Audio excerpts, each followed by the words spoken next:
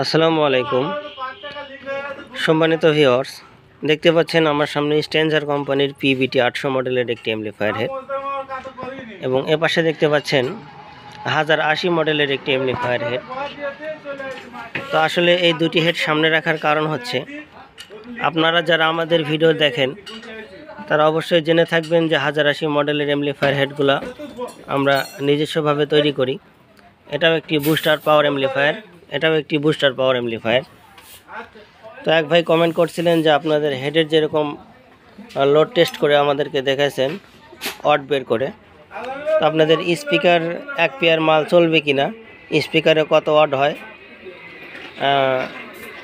সেই জন্য স্পিকারের একটু ওয়াটটা নির্ণয় করে আপনাদেরকে দেখাতে বলছিলেন। তো আমরা সাধারণত জানি এক পেয়ার মালে 4টা স্পিকার হয়, এক একটা স্পিকার 8 ওহম করে। তো এক একটা কলমে যখন 2টা স্পিকার লাগানো হয় তখন তার ওহমসে দাঁড়ায় হচ্ছে 4 ওহমস। দেখতে পাচ্ছেন 4.2, অর্থাৎ 4 ওহমস আছে আমাদের স্পিকার। এবং এর পাশে আমরা একটা কয়েল যেটাতে লোড টেস্ট করা হয় এটাও রাখছি, এটারও 4 ওহমস দেখাচ্ছে। তো আমরা জানি মিড রেঞ্জের যে স্পিকারগুলো হয়ে থাকে সেগুলোর প্রত্যেকটারই ওয়াট হয় 600 থেকে 650 ওয়াটের মধ্যেই। তো এটা হচ্ছে কোম্পানি হিসাব করে সর্বোচ্চ পিক সাউন্ডে। তো যদি আপনারা অ্যাম্পলিফায়ার থেকে ফুল 600 ওয়াট স্পিকারে দেন সেক্ষেত্রে আপনার স্পিকারটা জ্বলে যাবে। তো এই জন্য আমরা দুটো অ্যাম্পলিফায়ার এখানে নিয়েছি এবং 800 ওয়াট এটা আমরা আনলোডে আপনাদেরকে দেখাবো যে আমরা আউটপুট ভোল্টেজটা কত পাই। এবং এর পাশে আমাদের নিজস্ব তৈরিকৃত হেড, এটা আমরা আনলোডে দেখাবো যে আমরা আউটপুটটা কত পাই এবং সেটা আমরা ক্যালকুলেশন করব। এবং এর পাশে যে কয়েলটা আছে এই কয়েলটা লোডে দিয়ে দেখবো আমরা এটাতে আউটপুট কত পাই এবং আমাদের এইটাতে আমাদের নিজস্ব হেডটাতে আউটপুট কত পাই। এখানে কয়েল ব্যবহার করার উদ্দেশ্য হচ্ছে, আমাদের দোকানটা বাজারের মাঝখানে, আশেপাশে অনেক দোকান আছে, সেক্ষেত্রে হাই সাউন্ডে দিয়ে আমরা চেক করতে পারি না, আশেপাশে থেকে কমপ্লেন আসে, অনেকের ডিস্টার্ব হয়ে থাকে। এখন চতুর্দিকে বিবেচনা করে আমাদেরকে কাজ করতে হয়। এজন্য আমরা এখানে কয়েল লোডে রাখবো এবং আমরা আউটপুটটা টেস্ট করব। প্রথমে আমরা আমাদের হেডটি অন করে নিচ্ছি এবং আমরা আনলোডে আমাদের আউটপুটটা আপনাদেরকে মেপে দেখাবো।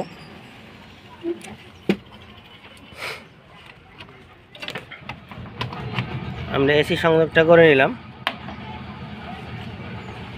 দেখতে পাচ্ছেন প্রোটেক্ট, এবং অল্প কিছুক্ষণ পরেই পাওয়ার চলে আসবে। পাওয়ার চলে আসছে। এখন আমরা একটা সং প্লে করব এবং এখানে দেখতে পাচ্ছেন আমরা 50% ভলিউম রাখছি, বেস রাখছি মাঝখানে, মিড মাঝখানে, ট্রাভেল মাঝখানে। এবং আমরা এখানে এসি ভোল্টেজে সিলেক্ট করব।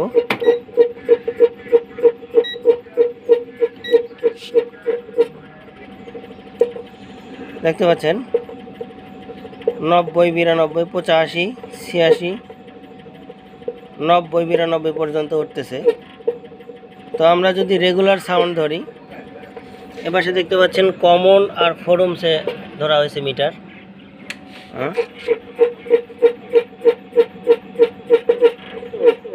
দেখতে পাচ্ছেন 90, 92 পর্যন্ত উঠতেছে। তো আমরা যদি সব সময়ের জন্য ধরি যে রেগুলার সাউন্ডে, সেটা হয়তো আমরা যদি 70 ধরি, এখন আমরা কয়েলটা লাগাচ্ছি সেটার সঙ্গে।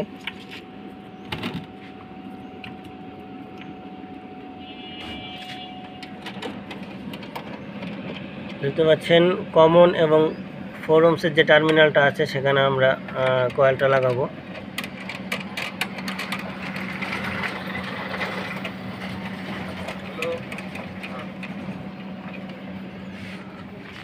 এখন আর একটা কথা যেটা না বললেই নয়, আসলে এত কিছু বলে মানুষকে বোঝানো সম্ভব হয় না। যারা নিজেরা নিয়ে ব্যবহার করছেন তারা অবশ্যই বুঝবেন, না ব্যবহার করলে বোঝানো সম্ভব নয়। দেখতে পাচ্ছেন এবার সে কয়েলটা লোডে রাখছি এবং কয়েলটা অলরেডি লাল হয়ে গেছে। এবং আউটপুটে আমরা কত পাচ্ছি দেখাই, 59, 60, 63 ভোল্ট। 64। আমরা যদি রেগুলারে 60 ধরি, দেখতে পাচ্ছেন, আমরা যদি রেগুলারে 60 ভোল্টেজ ধরি সেক্ষেত্রে কত ওয়াট হয়? 60 × 60 ডিভাইড বাই 4। আমরা 4 ohms লোডে রাখছি, এই জন্য 4 দিয়ে আমরা ডিভাইড করব। দেখতে পাচ্ছেন 900 ওয়াট। তো আমরা দুটো স্পিকার যদি একটা কলমে থাকে সেক্ষেত্রে আমাদের 600 1200 ওয়াট হয়, আর আমরা পাচ্ছি আউটপুটে 900 ওয়াট। তাহলে আমাদের স্পিকারটা খুব ভালোভাবে বাজার কথা, এবং যারা নিয়েছে কাস্টমার ফিডব্যাক আমরা পাইছি আলহামদুলিল্লাহ খুব ভালো বাজে। আর যদি আপনি ফুল 1200 ওয়াট দেন সেক্ষেত্রে আপনার স্পিকারটা জ্বলে যাবে। এই জন্য স্পিকারের ওয়াটের থেকে কিছু কম ওয়াট আপনাদের স্পিকারে দিতে হবে। তখন আমরা আনলোডে স্ট্যান্ডার 800টা টেস্ট করব এবং লোডে আমরা টেস্ট করব কত আউটপুট ভোল্টেজটা পাই। এটা আমরা প্লাগ ইন আউট করে নিচ্ছি। এখন আমরা 800 হেডটা লোডে দেব, অন করলাম, এবং এখানেও আমরা কিন্তু ওখানে 50% ভলিউমে রাখছিলাম। এটাতে কিন্তু আমরা যদি 50% ভলিউম রাখি কিন্তু তার থেকে একটু বাড়ায় দিলাম, এবং বেস মিড সব কিছু কিন্তু ঠেকানো আছে। দেখতে পাচ্ছেন সব ঠেকানো আছে।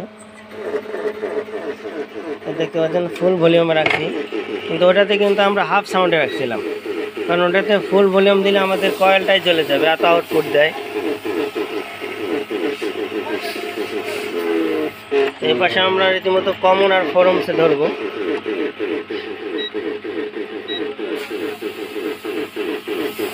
দেখতে পাচ্ছেন 66, 67, 68 এরকম আউটপুটে পাচ্ছি লোড ছাড়া। এখন যদি আমরা কয়েলটা লোডে দিই তাহলে কত আউটপুট পাই আপনাদেরকে একটু দেখাই।